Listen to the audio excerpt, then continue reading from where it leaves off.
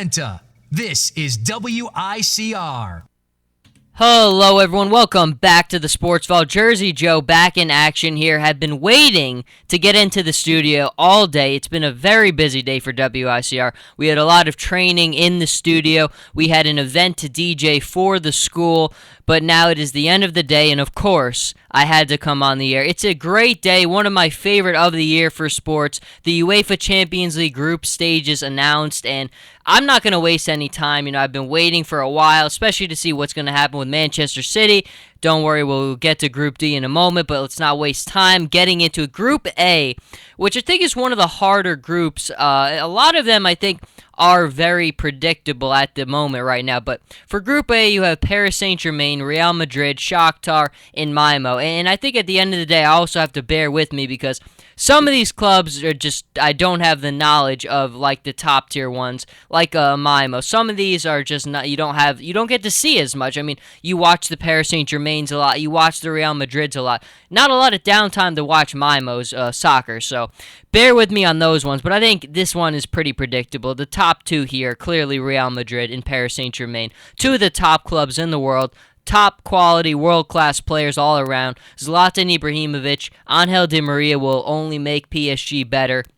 Real Madrid is the one that is kind of interesting, kind of walking away with a 0-0, a very flat draw in their first La Liga match, and I think they certainly are going to need to kind of get that momentum building. New manager in Rafa Benitez, new formations for them, so there's a lot of new happening at Real Madrid, but I think regardless, they're two of the world-class players. Ronaldo is the second best player in the world. Very much looking forward to when they take the pitch against one another. Group B, you have PSV Eindhoven, Manchester United, who is back in the Premier League. And it's one of my philosophy in sports is whether it's in college football or it's in the MLB, when traditional powers are relevant and interesting and in the big competitions, we all win. When the Lakers are in the playoffs, we all win. When Manchester United is back in the Champions League, we all win. It just, traditional powers make things interesting. You either like them or you hate them, and either way, it captures your interest. So Manchester United back in Group B, CSK Moscow, and then Wolfsburg. Now, this is a somewhat difficult group, but I do like Manchester United's chances here. I like Wolfsburg a lot as well, one of the top Bundesliga clubs. De Bruyne is the interesting one to see what's going to happen with him, but I think Manchester United right now is in good shape. Memphis Depay is a guy I think we're really keeping our eyes on. Wayne Rooney got going with the hat-trick the other day in the Champions League. If Depay and then Rooney, like as we've seen with him, get going, and Man United maybe add another quality player, I do think that they have a shot here to come out of it. Right now, with the initial gut reaction, I think I go Man United and Wolfsburg. Group C is, I think, one of the biggest cakewalks in the entire competition. Benfica, Atletico Madrid, Galatasaray, and Astana. I think, quite frankly, Atletico Madrid, I mean, this is as big a cakewalk as it comes. Diego Simeone is as good a manager as there is in the world. Atletico Madrid is a very, very talented club in a very difficult La Liga. I mean, they go toe-to-toe with Barcelona, toe-to-toe with Real Madrid. Last year, we saw how difficult they made life for Real Madrid. I mean, they own them in the La Liga regular season. They own them in Copa del Rey. The only competition where Real Madrid just was able to skate by them, it was very close as well, was in the Champions League. So I think Atletico Madrid is in good shape here. And following them, I think you'd have to say Galatasaray. Then you go to Group D, and Group D is Manchester City. I think Manchester City, this is the first time where you can watch and you can finally feel that they're going to escape out of here without too much trouble. Juventus is clearly their biggest competition in this, but this is not the same Juventus side. I mean, they're missing a ton of heavyweights. We already saw that they lost their first matchup in Serie A. No Tevez, no Pirlo. I think it's a different world for Juve right now. For the first time in a long time, they're finally vulnerable, and I think what we've seen from Manchester City right now, I mean, they're playing as well as anybody in the world. The way that Raheem Sterling and David Silva are playing off of each other is just incredible to watch right now. I finally think if you're a Manchester City fan, for the first time, you can feel like you're going to come out of here and it seems like more and more we're seeing that the De Bernier move is going to be more and more likely. If you add another player like that, and you already added Nicolas Otamendi, you have tremendous power with Manchester City, tremendous depth. And I think right now, other than Juventus, I think Manchester City comes out on top of this group. I really do. The other two are Sevilla and then Borussia. I'm not even going to try to pronounce the second part of that. Not Borussia Dortmund, who would make this a very interesting group. But I do think Manchester City is in business here. And I do think Juventus will still find a way. I mean, you still have Buffon. You still have Massimo Allegri at the helm. You still have Chiellini. You still have Marchisio. So you still Alvaro Morata as well. So you still have star power there, but this is not the same Juventus side. I do think Manchester City finally got the group that really is going to help them prolong. And I mean, we've heard it. Manchester City wants a pretty prolonged stay in the Champions League. They want to get far, and I think this could be finally the year where they can make that happen. Group E, the defending champions of the UEFA Champions League, Barcelona headlining it, Bayer Leverkusen, Roma, and then Bate Borisov. And this is a somewhat interesting one. I mean, Bayer Leverkusen is a quality club. Roma is one of the top clubs in Serie A, and then Barcelona is clearly the best club in the world right now. They just won the competition.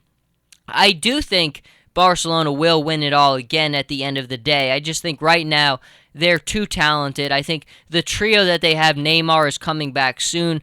He had the mumps, so he could not play for the beginning part of the season.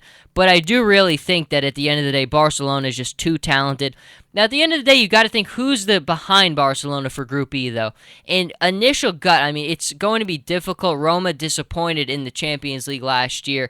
I do think Roma can do it, though. Bayer Leverkusen, we've seen traditionally German teams struggling against the Serie A teams. The Italian way and style of playing seems to be something that gives German sides a lot of problems. So I do think Roma finds a way to advance. Not very happy with Roma starting the season with the draw, but again, I do think Roma has improved. I think Edin Dzeko makes them better. So Roma, I think Barcelona, the two that come out of Group E. Group F is a very, very interesting one. Bayern Munich, Arsenal, Olympiacos, and then Dinamo Zagreb. I think we can all be pretty confident that Bayern Munich is the top club in this one. Bayern Munich, of course, one of the top clubs in the world, the best in the Bundesliga. And I think right there, Bayern Munich and Arsenal are the top two coming out of that one. I think Olympiacos is a good side. I think they're very talented, and they have just as much a chance as Arsenal. But at the end of the day, I think we're seeing Arsenal starting to pick up a little bit of steam in the Premier League. Are coming off that 0-0 draw against Arsenal, against Liverpool, which I think you really would have liked to see them come out and pick up some more steam. But I do think if they add another quality player, we will see them. But there is certainly no doubt about Bayern Munich. Group G is quite interesting. Chelsea and then Porto. Jose Mourinho going up against the club that he made him infamous, and then you have Dynamo Kiev and Maccabi Tel Aviv. I don't think there's any question here. It's Chelsea and Porto. Chelsea disappointed in the Champions League last year.